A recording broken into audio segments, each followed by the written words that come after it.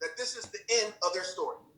But then there's you, right? Then there's you that said, this ain't no period, right? This might be a little bit uncomfortable. This chapter might be a little bit not perfect like I want it to be, but I know this chapter of my life is building something inside of me that's going to show up maybe 2 months from now, maybe 2 years from now, maybe 20 years from now. So this is just a semicolon, right? This is just another chapter. And I always know I'm in control of turning the page. So you're just a choice.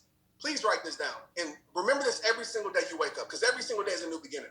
You're a choice away from a new beginning. And you're a commitment away from a new life. And a commitment is staying loyal to what you said you were going to do.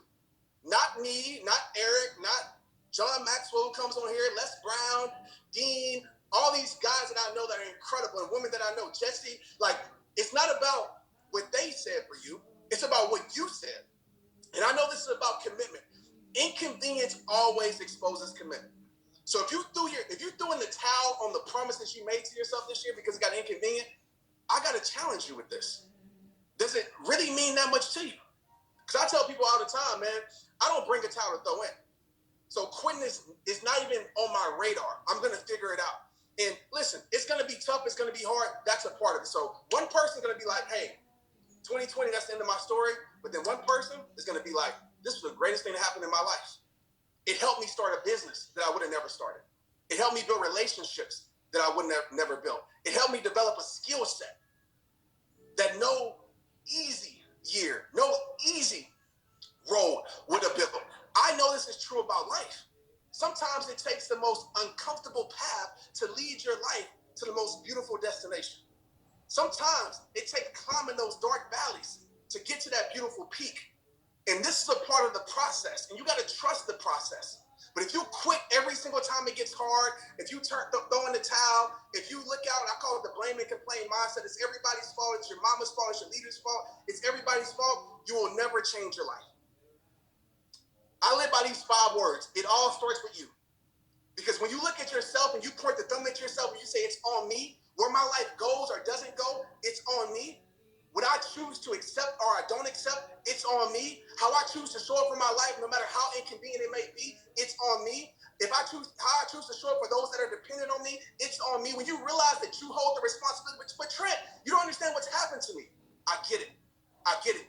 But you have to accept that the responsibility is in your hands. Because if you leave the responsibility and all these excuses, all these unfair things in life that happen, guess what?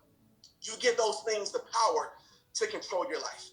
So my question to you when you leave here today, and you probably thought about this, is what's going to be your deep-rooted reason? I'm not talking about no surface-level reason. I'm not talking about money and being rich and having a nice house. Like, those things are cool. But I'm going to tell you something. If you don't find a deep-rooted reason, once you get those things, you're going to stop going hard. If you don't have a deep-rooted reason, or if I get a lot of people on social media following me, I got 12 million people across social media, and it's not enough. You have to find a deep-rooted reason that doesn't budge in inconvenience. You got to find a deep-rooted reason that doesn't leave right when other people leave your life. You got to find a deep-rooted reason that continues to have you show up even when people aren't showing up for you. So what's going to be that reason that carries you through for the rest of your life?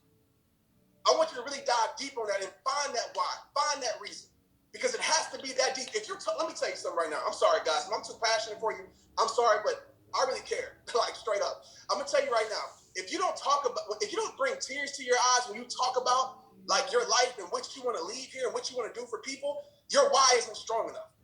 And I always say weak why equals weak action, period. Strong why, strong reasons equals strong actions. So if it doesn't bring tears to your eyes, if it doesn't wake you up early, doesn't keep you up, and I believe in rest, but if it doesn't keep you up late at night, you have to ask yourself, does it really mean that much to you? And some of you right now are like, trying to have a consistency problem. I want to learn how to be consistent. I wasn't going to talk about this, but I'm going to throw this in here. Let me tell you this right now. You don't have a consistency problem. What you have is an understand how important it is problem. Some of you have been consistent in things that haven't helped your life for years. Some of us have stayed in bad relationships for years and been consistent at it when it's been nothing but giving us pain. Some of us have stayed at a job that sucked, but we showed up every single day. We've been consistent. Some of us have went to school, we hated school, but we showed up every single day. So you don't have a consistency problem. You just have a problem of being consistent to the wrong things. You don't have a consistency problem. You have a commitment problem. So you can be consistent to the wrong things. If you can be consistent to the things that you hate, why can't you be consistent to the things that you say you love? That's my question. Why, right? This is your life. We hear it all the time. This is my dream. This is my life. This is my life. But yet, you treat your dreams like a hobby, and then you get mad when your dreams, right? When your dreams give you hobby results, right? You're treating your dreams like a hobby. You show up when you want to. You come with an on and off switch, and then you mad when it gives you inconsistent results. You don't have a consistency problem. You have an understanding how important it is problem, or you have this really doesn't mean that much to me problem. And when you tap into really understanding that you can be consistent at anything that you want to be consistent at, that's when your life changes. Because when you're consistent, you become reliable. When you're reliable, you become a trustworthy person. And there's nothing better in the world than a trustworthy person. If you want people to come to you regularly, be consistent.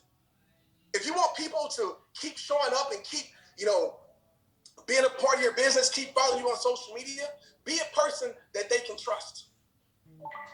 And I'll tell you this, you can't be a person that they can trust if you don't even trust yourself. You can't be a person that keeps promises to other people if you don't keep the promises that you made to yourself. So I want you to dive deep on commitment and consistency and realize that this life is on you, and life is short.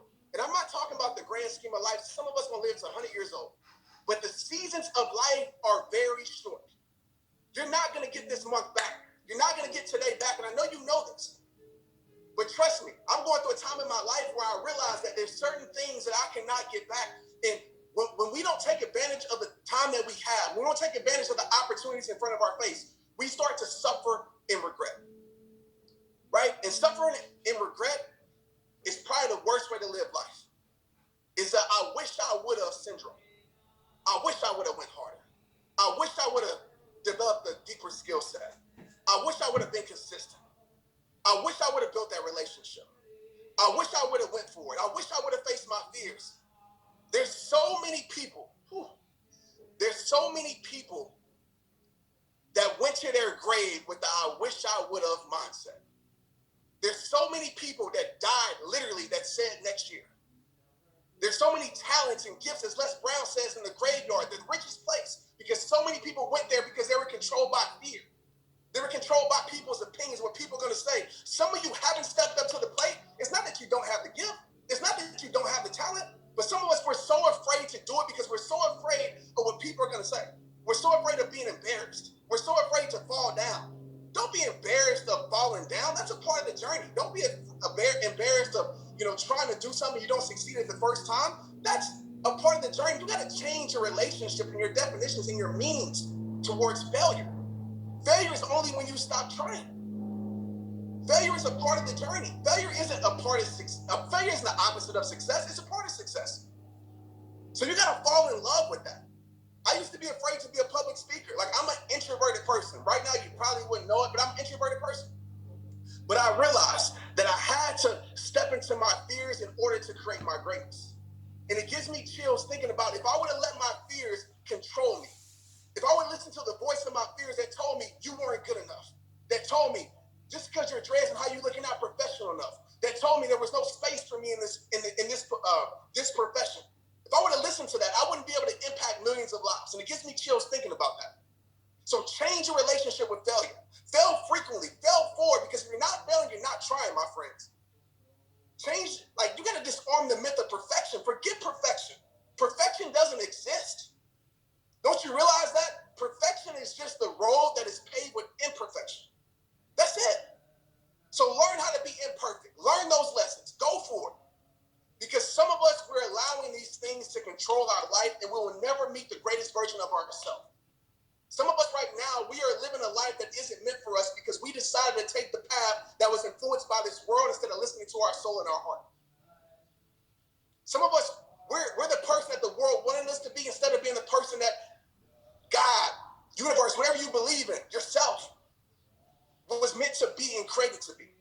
So I want you to answer that call and give your gift to the world, because I'm going to tell you right now, your gift will make room for you. And it isn't always starting off financial, guys. Some of y'all want to be millionaires tomorrow, right? Maybe that's the case, but I doubt it. Some of y'all want to grow to 1 million followers tomorrow. Maybe that's the case, but I doubt it. Your gift will make room for you in ways that cannot be measured. True impact will never be measured. The lives that you affect, the generations, because you stepped into the plate and you affected someone else's life, you will never feel that true impact. Maybe you affected a mother's life that became better for their kids and started a whole legacy because you decided to give your gift to the world. Maybe it's a stranger online that you don't even know, that never acknowledged that they followed you or that supported you or taking your course or whatever it may be. And you influenced them. They became better for their family. They became better for their community. True impact cannot be measured. But your gift will make room for you in ways that you can't imagine. My mother is sick right now, like literally in hospice.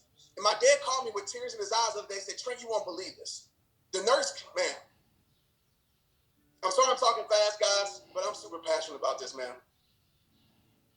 He said, the nurse came in here and he said, Trent, I want you to know how much you're impacting the world. So 4 years ago, my mom was battling cancer, right? All types of cancer for the last 4 years. Some of you read my book, saw she was healed. Cancer came back. And I promise you I'm going to give y'all 3 takeaways, so stay with me. I just want to speak from my heart right quick. So I know somebody out there needs it, even if it's just one. So 4 years ago, my mom said, Trent, everybody in this oncology office, they follow you. And they were so happy to take care of me. And they gave me special care because of everything that you did for their life. Everything you did for their life. So they took special care of me. They made sure I was okay. They gave me things. They gave me favoritism, all because your gift made room for you. My dad called me the other day, Monday, and he said, you know, the nurse came in here and she tried to put 2 and 2 together. And she asked, like, is Trent Shelton your son? And my dad said yes, and she broke down in tears. She said, you don't understand what Trent has done for my life and his mission.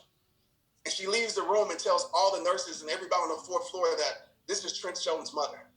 And they gave her, maybe they should give her special attention anyway, but they gave her extra special attention. All because I showed up for the world in my gift. So understand, there's so many ways your gift is going to make room for you that you will never be able to measure. But I want to give you guys just 3 takeaways that you can have, because I'm in my warrior spirit. I want you guys to tap into your warrior spirit. Confucius says this: he who conquers him or herself is the greatest warrior. A warrior understands a few things. I need you to understand this. Number 1, a warrior understands their perspective is everything. I'm going to be very quick with this. Your perspective is in your control. How you see life is in your control. The meanings you give things is in your control. We have 2 levels of life. We have the experience, which we all experience. Like 2020, we've all experienced this. But then what's different is the meaning we give to the experience. I want you to think of your perspective as a set of eyeglasses, right? You have 2 sets of eyeglasses. You have the prison perspective set and you have the power perspective set. And your perspective can either be 1 or 2. Your prison or your power. And what happens in life most times for 99% of the people, when things aren't going right, because they're determining their future. Like, you don't understand why you go through certain things until, like, nothing makes sense until it makes sense, right? You can't connect the dots moving forward, you connect the dots moving backwards. So, for example, one of my prison perspectives is when I got cut from the NFL, I was like, this is the worst thing in my life. It sucks. My life is over. Suicidal thoughts, all of that. Now when I look back, what I thought was the worst thing in my life obviously was the best thing that ever happened to me. And so many of us, we're determining our future based upon a moment right now. And we pick up those prison perspective glasses and we see everything working against us. We see life being unfair. We see, things not going right. We see comparison. We're comparing our journey to someone else's and we wonder why we're tired because we're trying to run a race that wasn't meant for us to run. And we live life like that. And when we have those glasses on, we tend to lose ourselves and we tend to disconnect from our soul. Then you have the power perspective glasses. 1%, I'm sure, because I know you're a warrior. You pick up these perspective glasses and you see everything working for you. You see even the bad that's happening in your life working for the good. You see the losses, right? Really creating the most gains in your life. You see all the setbacks that really propelled you and prepared you for your greatest comeback. And you look at life like that. The quality of your life is determined by how you define your life. The quality of your life is the meanings that you give things. If you want a more meaningful life, give better meanings to life. And this is how I break it down in an easy way. How you see life. All right, listen to me. I'm going to slow down on this one. How you see life determines how you feel about life, right? How you see it. You're in control of that. How you see life determines how you feel about life. How you feel about life determines what you do with your life, the actions that you take. What you do with your life determines what you get from life.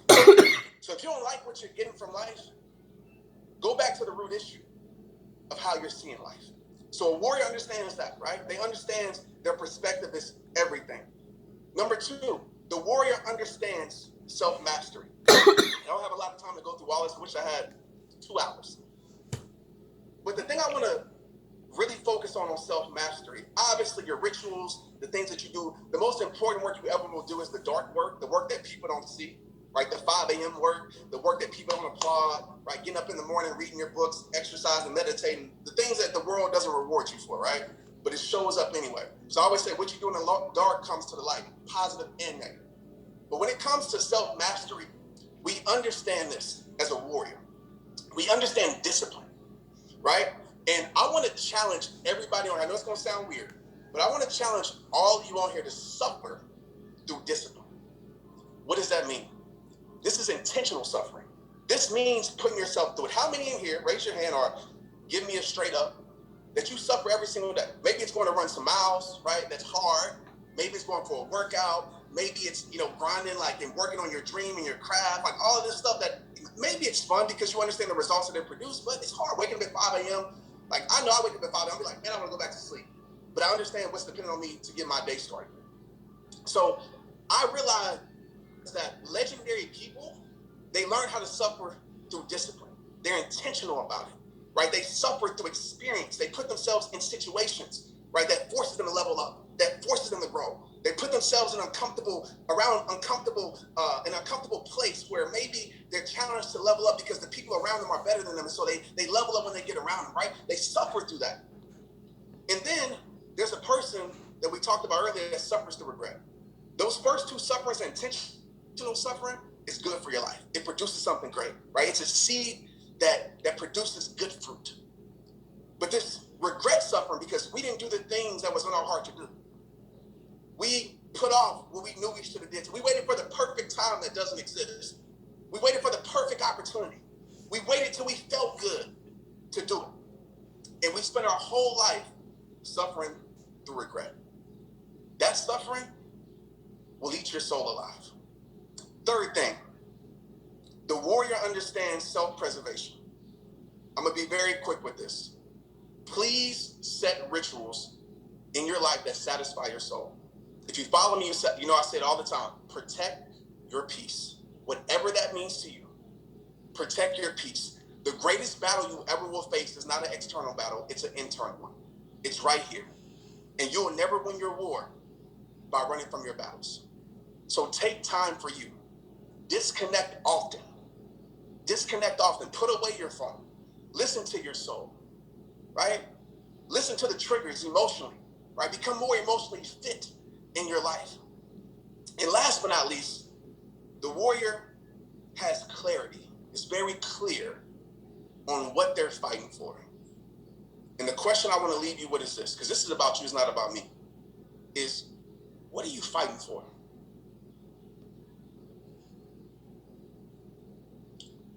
What's the thing that you're really fighting for?